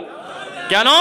বলতেছে একটা গরুর 4টা বান, এই বানের ভিতর থেকে দুধ কি আলাদা বের হয় না একই বের হয়? কয় যে দুধ এক জায়গা থেকেই আসে, তবে লাইন হলো 4টা। কয় যে একটা হানাফি, একটা মালিকি, একটা শাফি, একটা হাম্বলি। গরুকে পর্যন্ত ছাড় দেয় নাই। পীর ওয়াজ করতে গেছে, ওয়াজ করতে দেয় নাই, সরায় দেছে। শেষ পর্যন্ত বলল যে না আমি ওয়াজ করেই বাড়িতে যাব, বেগুন গাছের সাথে মাইক লাগাও। এ কোন জ্বালার জ্বালা? বেগুন গাছ খুলে পড়ল না, এটা কোন হিসাব? এরপরে বলতেছে বাঘটাকে খেয়ে ফেলবে, ছাড়ে না। শেষ পর্যন্ত আব্বা হুজুরের নাম নেছে, বাঘ ভয়তে পালিয়ে গেল। কোথায় সে বাঘ? কোথায় সে আপনার বদনা দিয়ে বাঘ মারা, কোথায় সে গল্প, কোন যায় নামাজে উঠে শাহাদাতপুরের নদী পার হয়ে গেল, এই সব হলো পীর ফকিরের শয়তানি বুদ্ধি। এই বুদ্ধি কোনোদিন মানুষ ধরতে পারে না। এই 2024 সালে আমি স্বীকার করতেছি, আমার কোনো বন্ধু যদি বক্তব্য শুনে ফেলে মনে হয় মনটা কষ্ট পেতে পারে। আমি পড়াশোনা করেছিলাম পাবনা একটা মাদ্রাসায়, আলেম পর্যন্ত, মাদ্রাসার নামটাকে মুখ দিয়ে বলেন না। ওই মাদ্রাসায় এমন এমন শিক্ষক ছিল যারা ডবল এমএ পাস, 30 বছর তারা হাদিস পড়ায়, 40 বছর তারা বুখারি পড়ায়। এত বড় বড় হুজুর বসেছিল। 2014 সালে ফুরফুরার একটা পীর এসে বক্তব্য দিচ্ছে, ডানে হলে অন্তত 10 জন আলেম, বামে হলে অন্তত 10 জন আলেম। রানিং ওই প্রতিষ্ঠানটার নাম হলো ফাজেল মাদ্রাসা। এত বড় মাদ্রাসার বক্তব্য জালসা হচ্ছে, আর পীর সাহেব বক্তব্য দিচ্ছে, শোনো দাদা হুজুরের কাছে তোমাদের এই পাবনার হাদল নামে একটা জায়গা আছে, হাদল শুনছেন কিরা? হাদল, হাদল থেকে একটা মুরিদ গিয়েছে বাবার দরবারে ফুরফুরা শরীফে। সেখানে গিয়ে যখন বাবার দরবারে ঢুকবে তখন তার মাথায় ছিল পাকা কলা, কেননা তার নিজের ক্ষেতের কলা। তার মনটা চাচ্ছে আমি পীর খাবলাকে আগে খাওয়াবো। তো এই ঠাকুরকে যখন আগে দেব মনে করে রওনা দিল, মাঝপথে একটা বাচ্চা খালি উকি দেয় আর খোঁচা মারে, খালি লাভ দেয়। কি হলো রে? কয় যে উপরে কি আছে আমার দে, আমি খাবো। তো কয় কিছু নাই, মিথ্যা বলল। পরে কয় না আছে, কয় যে কলা আছে কিন্তু কাঁচা, যা। এই কথা বলার পরে ছেলেটা চলে গেল। মাথা থেকে যখন কলার ঢাকিটা নামায় দেখে যে সব কলা কাঁচা। ও পীর খাবলা এখন কি করব? ও ঠাকুর বাবা কি করা যায়? চোখের পানি ছেড়ে দিয়ে বলে কি করা যায়? পীর সাহেব তখন বলল আমি তোমার পীর আর কাঁচা কলা নিয়ে যাও। তখন বলে যে না আব্বা, বিপদের শেষ নাই, কলা তো পাকাই ছিল, আপনার দরবারে ঢোকার পর কিভাবে দিন কাছে গেছে। তখন পীর বলল যে কিছু কি বাইরে ঘটনা ঘটেছে? কেউ কি কলা চাইছিল? কয় যে হ, একটা ফাতরা এক সাওয়াল এসে খালি খোঁচায়। কয় যে আরে পাগল, ওটাই তো মেজ হুজুরের কেবলা ঠাকুর, এটাই তো আমাদের অমুক হুজুরের অমুক ডেলিভারি সন্তান। কামডা করিসাও কি, কলা যেখান থেকে কাঁচাইছাও সেখানে আবার পাকা নিয়ে আসা যায়। আবার সেই ছেলের কাছে গিয়ে বলে আমি তো তোমাকে চিনতে পারি নাই, আমি ভুল করেছিলাম সেদিন, আসলে ওই সময় আমার কলা পাকাই ছিল, তোমাকে না দিয়ে কাঁচা হয়েছে। তখন উনি বলল তাহলে একটা আমাকে দাও। যেই একটা টান মারছে কলা পাকি গেছে। এই রামায়ণের গল্প বলল, আল্লাহর কসম করে বলতেছি শুধুমাত্র 2 জন হুজুর মরে গেছে। ওই হুজুরদের ভিতরে একজন মরছে 22 সালে আর একজন মরছে তারও আগে। এখনো পর্যন্ত স্টিল ওই মুহাদ্দিসরা জীবিত আছে। আমি জানি না আমার চোখের দিক তাকালে এখন তাদের কেমন লাগবে। একটা লোক প্রতিবাদ করে নাই। বক্তব্য হচ্ছে আল্লাহর কসম, এটা হলো সেই মঞ্চ যেই মঞ্চে শাহ সফি সদরউদ্দিন, ভারতের আবু বকর সিদ্দিকের খাস খলিফা, যেই লোকটা এই ফুরফুরার পীর এবং তিনি এই মাদ্রাসা প্রতিষ্ঠা করেছে, হ্যাঁ বুঝছি চেনেন আপনারা, সেই পীর সাহেব প্রতিষ্ঠা করার পরে তিনি এখানে বসে থাকতো। চতুর্দিক থেকে একটা বাঘ তাকে পাহারা দিত। দেখছে কিনা? কয় আমার দাদা। দাদা কোনে? কয় মরে গেছে। তারা মানুষের নাম নেয় না। একটা লোক প্রতিবাদ করল না। এর নাম হলো জাহেলি সমাজ, এর নাম হলো জবাবদিহিতা না থাকা। মানুষের পরিস্থিতি কত কঠিন। আল্লাহর কসম, এই সমাজের মানুষ এক সময় মনে করত তোফাজ্জল বৈরাগীর থেকে বড় হুজুর মনে হয় বাংলাদেশে নাই। প্রাণ ভরে তার বক্তব্য শুনেছি আর কেঁদেছি। হাইরে গলার কণ্ঠ, এত কালে হাত দিয়ে মিষ্টি করে টান দিত। ওরে জাবেরের ছেলেরা, আয় রে আমার সোনার নবীর সাথে ভাত খাবি, মরা চাল তাদা হয়ে দৌড় দেছে। ওরে হরিণের ওয়াজ, রেল লাইন ব্লক হয়ে যেত তার নামের উপরে। হাজার হাজার লক্ষ লক্ষ মানুষ তার বক্তব্য শুনতো। আমরা তাকে মনে করতাম ওয়াজের জগতের নক্ষত্র, তাফসিরুল কোরআনের। পরবর্তীতে দেখেছে তো কুত্তায় মুখ দেশে ওয়াজের হানিতে। এ কি কয় কিরে পাগল? ডাইরেক্ট মানুষকে কবর পোদার দিকে ডেকেছে, ডাইরেক্ট মানুষকে শিরকের দিকে ডেকেছে। মরে যাওয়ার আগে লিটন দেওয়ান সৃষ্টির তাবিজ বেছে মরে গেছে, আংটি বেছে। এই দেশে এক সময় নাম বলি কারণ আছে, নাম হলো তার হাবিবুর রহমান যুক্তিবাদী। গলার কণ্ঠ আল্লাহ এত মিষ্টি দিয়েছে, মিরাজের ঘটনা যখন তিনি বক্তব্য দিতেন, আল্লাহর কসম আমরা রিপিট করে করে শুনতাম, তার কণ্ঠ এত মিষ্টি। অথচ পুরা ডাহা শয়তানি করে গেছে জীবনভর। ডাইরেক্ট নবীর প্রতি অপবাদ দিয়েছে। কোথায় মিলাদের ঘটনা? 10 মিনিটের ঘটনাকে টাইনি 3 ঘন্টা রাবারের মতো বলায়। একবার আব্দুল কাদের জিলানীকে ঢুকায়, একবার বলে যে হে নবী জুতা খোলেন, একবার বলে যে আল্লাহর সাথে তার প্রেম হয়ে গেল, একবার বলে মুখামুখি দেখা হলো। মিথ্যা কথা বলে বলে 2.5 ঘন্টা ধরে তিনি যুক্তিবাদী বক্তব্য দিত। আমরা মনে করতাম এর থেকে বড় হুজুর দুনিয়াতে নেই। এই দুনিয়াতে, এই বাংলাদেশে প্রায় মাত্র 20 বছর আগে হাতে গোনা কয়েকজন বাদে সহজে আমরা কোনোদিন বিশ্বাস করতাম না যে নবী যেই পথ দিয়ে হেঁটে যেত এই বুড়ি কাটা দিত, এই কথা মিথ্যা হতে পারে, জীবনে কোনোদিন ভাবিও নেই। পরবর্তীতে দেখলাম যে এটা মানবতা বিরোধী একটা বাজে কথা। আমার নবী একজন বিচক্ষণ, টু মাস ইন্টেলিজেন্ট বিচক্ষণ ব্যক্তি, এই বুড়ি কাটা দিত যেই পথে সেই পথ দিতে যেত। এইটা কোন লজ্জা? প্রতিদিন কাটা দিত, প্রতিদিন পায় কাটা বৃত্ত, সেই কাটা খুলে আবার ওই দিক দিয়ে যেত। এটা হলো ধর্ম বিরোধী একটা নোংরা অপবাদ নবীর প্রতি। আমরা সহজে এটা বিশ্বাস করতাম না। এখন আমরা বুঝতেছি, ধর্ম মনে করে আমরা মনে করতাম ছুরি চালায় কিন্তু গলা কাটে না। কয়েকদিন রাগ করে ছুরিটা ছড়ায় দিল, ওই ছুরি পড়ে গেল একটা বড় পাথরের উপরে, পাথর কাটি 2 ভাগ হয়ে গেল। ইসমাইলের গলা কাটে না, আমরা কাটতাম আর বর্তমান। আল্লাহু আকবার। পরে দেখতেছি কোথায় গেল চোখের পানি? হুজুর ফেরত দেবে কিভাবে? এই চোখের পানির কোনো দাম নাই। এখন দেখতেছি ধর্ম ভিন্ন কথা, আসল কথা কোরআন আর হাদিসে পড়েছিল, হুজুর আমাদের বুঝতে দেয়নি। হুজুর করছে বিদাত শিরিক, তবুও সে মাওলানা। 1000 বেদাত শিরিক করছে, তবুও তার অনুভূতি আসে না।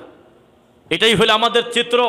ইনশাআল্লাহ আগামীর দিন হবে কোরআন সুন্নাহর দিন, ইনশাআল্লাহ আগামীর দিন হবে তাওহীদবাদীদের দিন, ইনশাআল্লাহ। কিছুদিন আগ পর্যন্ত আমার মাহবুব ভাই জীবনে কল্পনা করে নাই এতগুলো দিনী ভাই এক জায়গা হয়ে আমরা ভালো কথা বলবার শুনবো। পরিস্থিতি খুব কঠিন ছিল। সেই জায়গা থেকে আল্লাহ এত ভালোবেসেছেন, জানি না আর 2 বছর 3 বছর পরে মাঠটাকে আল্লাহ আরো কত সুন্দর সহজ করে দেবে, আল্লাহই ভালো জানে। ইনশাআল্লাহ আমরা আশাবাদী। চিৎকার দিয়ে ওই যে দাঁতের পোকা তোলার মতো বাদিনীদের মতো এলাকায় এলাকায় বেদাতি হুজুর ঘুরবে। এই এলাকায় কি তাবিজ নেওয়ার কেউ নাই? ভিতর থেকে আওয়াজ আসবে, তাড়াতাড়ি সর, আমরা এখন আর গলায় তাবিজ নেই না, আমরা কোরআন পড়ে পড়ে বরকত নেই, তাবিজ আমরা নেই না। এই গ্রামে মিলাদ পড়ার কেউ কি নাই? ভিতর থেকে আওয়াজ আসবে, মিলাদকে এক বৈঠকে 3 তালাক দিয়ে আমরা এখন আমার নবীর প্রতি দরুদ পড়ি, তুই যা এখান থেকে। ইনশাআল্লাহ খুব বেশি দিন দূরে নয়। যেই মাজার গড়েছে আপনার দাদা, ইনশাআল্লাহ আপনি ভেঙে ফেলবেন। যদি না ভাঙেন, আপনার ছেলে অথবা নাতি সর্বোচ্চ এসে এই মাজার ভেঙে মাটির সাথে সমান করবেই করবে ইনশাআল্লাহ। আপনাকে রেখে পালিয়ে গেল কেন? যেই হুজুরের এত গরম, যেই হুজুরের নামের উপরে লক্ষ লক্ষ লোক এই সিরাজগঞ্জে হয়েছে, ইতিহাসে কোনো হুজুর পুলিশের ভয়তে পলা গেছে তাহেরি পলানোর আগে কেউ জানতাম না। বাপরে বাপরে, তার এনার্জি, তার জোশ। শেখ আহমদুল্লাহ হাফিজাহুল্লাহর সাথে কি নোংরা ব্যবহারটাই না করছিল কিছুদিন আগে। এত বড় একটা যোগ্যতা সম্পন্ন আলেমকে নিয়ে কি পরিমাণ ঠাট্টা মস্কারা আহমদুল্লাহকে নিয়ে আপনার হলো এই তাহেরি করলো। লিচু গাছে উঠে লিচু খায়ার বলে, এ আহমদুল্লাহ লিচু খাবি? আল্লাহর কসম ভিতর থেকে রক্ত ছুটলো, কষ্ট পাইছিলাম যে ল্যাংটা লোকটা কাকে এইভাবে নোংরা ডাকে রে। হাহা, এত বড় আলেমকে কিভাবে ব্যঙ্গ করে, কিভাবে গালিগালাজ করে, ঘোমটা হুজুর বলে তাকে ব্যঙ্গ করে। সেই লোকটা পুলিশের ভয়তে পিছনের স্টেজ দিয়ে পালায় চলে গেল। জাতি আমরা সবাই দেখলাম, এখনো মনে হয় খুঁজে পাওয়া যাচ্ছে না। এই তো অবস্থা। এই যদি দুনিয়াতে রেখে আপনাকে পালিয়ে যায়, এই লোকটা জাহাজে করে পার করবে কথা বলেন গোল হিসাবে। কিসের জাহাজ, কিসের কি? পীর নিজেই তো বিচারের মাঠে টিকতে পারবে না। পীর বলবে আমি পীর, বলা হবে এ তো বানানি হয় না আরবিতে, তুই আবার কোথাকার ডেলিভারি হলি রে। এমন একটা জিনিস আমাদের বাংলাদেশে প্রতিষ্ঠিত হয়ে গেছে। আমি যদি এই বৈঠকে যে কোনো লোককে বলি ভাই আমি বিরোধিতা করব না, আপনি পীর শব্দটা আরবিতে বানান করেন, খালি আমি শুনবো। কোনো মায়ের বেটা আমার সামনে থাকলে দাঁড়িয়ে বলেন আরবিতে পীর শব্দটা বানান হয়। একটু চুপ থাকলাম আমি, বলেন বলেন, চেষ্টা করেন না কে? যেই জিনিস আরবিতে বানান পর্যন্ত হয় না, অন্য আয়াতকে বিকৃত করে নিয়ে সে টিকাতে হয়, এটা কোনোদিন শরীয়তের কিছু হতে পারে না। এটা ইবলিস প্রতিষ্ঠিত করেছে, ইবলিস শয়তান প্রতিষ্ঠিত করেছে, তাছাড়া কেউ প্রতিষ্ঠা করে নাই। মনে রাখবেন, আল্লাহু আখরাজাকুম মিন বুতুনি উম্মাহাতিকুম লা তা'লামুনা শাইআ। আল্লাহ যখন তোমাদেরকে তোমার মায়ের পেট থেকে বের করছিলে তখন তোমরা ছিলে মূর্খ, কিছুই জানতে না। লা তা'লামুনা শাইআ, কিছু বলতে কিছু বোঝো নাই। ক্ষুধা লাগলেও কাঁদিছো, কোথাও ব্যথা লাগলেও কাঁদতে, পেশাব করলেও কাঁদতে, পায়খানা করলেও কাঁদতে, ব্যথা লাগলেও কাঁদতে। কাঁদা ছাড়া তোমার কোনো ভাষা নাই। ওয়াজআলা লাকুমুস সামআ ওয়াল আবসারা ওয়াল আফইদা, পরবর্তীতে আমি আল্লাহ তোমাকে শোনার শক্তি দিলাম, আমি দেখার শক্তি দিলাম, আমি অনুভূতি শক্তি দিলাম। মূলত তুমি ছিলে একেবারে নির্বাক। একটা মানুষের মুখের ভাষা ফুটতে লাগে প্রায় 2 থেকে 2.5 বছর, 3 বছরে লেগে যায়। কারোর লাগে না? লাগে কি না? আল্লাহর নবী নবুয়তি পেয়েছে 40 বছর বয়সে, আর আব্দুল কাদের জিলানীর 40 মিনিটও লাগলো না, ডেলিভারি হলো 18 পারা নিয়ে। একটা বারও কি লজ্জা করে না আপনার?